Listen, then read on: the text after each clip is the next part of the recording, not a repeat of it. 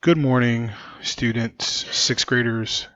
Today's Monday, November 9th. This is Mr. Santiago, and I'm going to give you your science instructions via this video today because today is the first day of in-person learning for Cohort C.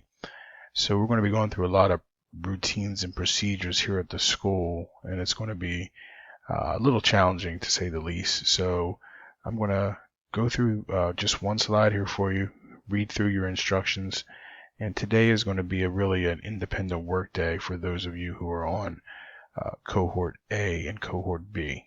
Okay? So everything that you need today has been uploaded into Google Classroom. The first thing you want to do is watch the Generation Genius video. It's on the solar system, and it's building on what we've already been learning about the solar system over the past week. So go ahead and watch that video. I believe it's a 14-minute video. And then after you watch the video, there's an exit ticket. It's a Google form that has been uploaded to Classroom. So complete that exit ticket after watching the video and be sure to submit that to me. Okay? So those are your instructions for today, Monday, November 9th, and I will see you live on Tuesday, the 10th. So enjoy your Monday and make sure you get your assignment completed. Have a great day.